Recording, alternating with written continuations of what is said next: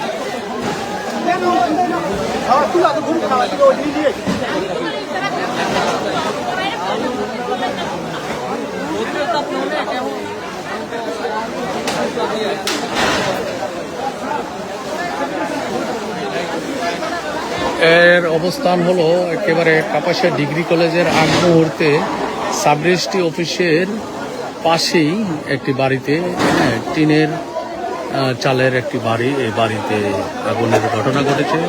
Kapasia fire সার্ভিসের 2টি unit আগুন নিয়ন্ত্রণের জন্য কাজ করছে। পাশাপাশি এলাকার কিছু যুব সমাজও রয়েছে, তারাও কিন্তু ফায়ার সার্ভিসে সহযোগিতা করছে।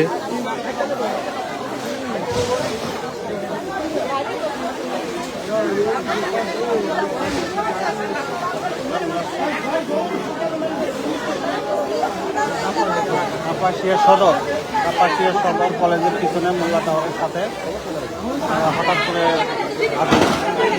কোথা থেকে সূত্রপাত তা এখনো জানা যায়নি। অনেকে মনে করছে যে বিদ্যুতের শর্ট সার্কিট হয়ে আগুন লাগতে পারে।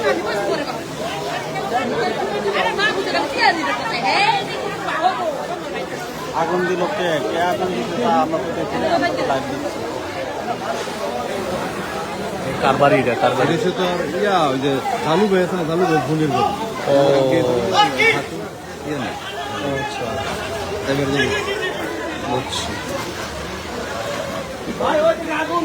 আসলে আগুনের পরপর কাপাসিয়া শহরের বিদ্যুতের কানেকশন বন্ধ করে দেওয়া হয়েছে। আবার এদিকে পানির সরবরাহ করার তেমন ব্যবস্থা নেই বললেই চলে। অনেকটা চিপার ভিতরে, মানে বাড়িতে প্রবেশ করার মতো গাড়ি প্রবেশ করার মতো জায়গা নেই, যার কারণে অনেকটা বিঘ্নিত হচ্ছে আগুন নিভাতে।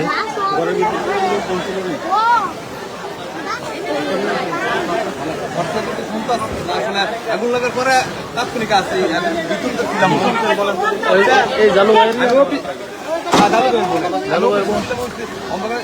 ধরে আইসি আইসা দিয়ে দাদা আগুন চলতেছে, ফায়ার ফোর্স ফোন দিলাম। দেখাচ্ছি গাড়ি পরে সবাই আসতে প্রথম ফায়ার ফোর্সকে ফোন দিচ্ছি, পরে তারা তাৎক্ষণিক চলে আসছে।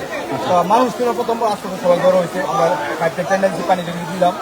আল্লাহ আসলে আশেপাশের বাড়িগুলোই সবচেয়ে ভয়ঙ্কর ছিল। তবে আল্লাহ মদত করছে। মোটামুটি 2টা কার বাড়ি দুটো হয়েছে যে আমাদের জালাল ভাইয়ের বোনের বাড়ি, আরেকটা পাশে পেয়েছে মাহফুজের বাড়ি।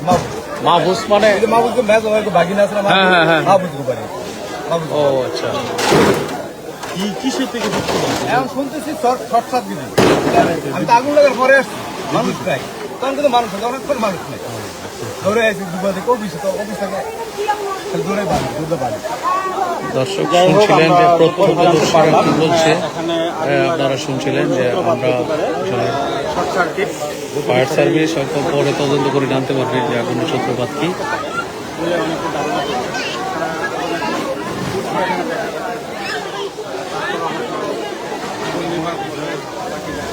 তবে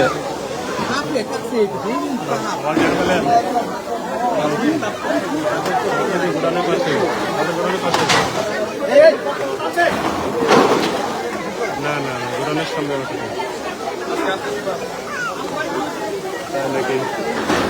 গাড়ি করতে করতে মানে কি না আর তো একটু দেরি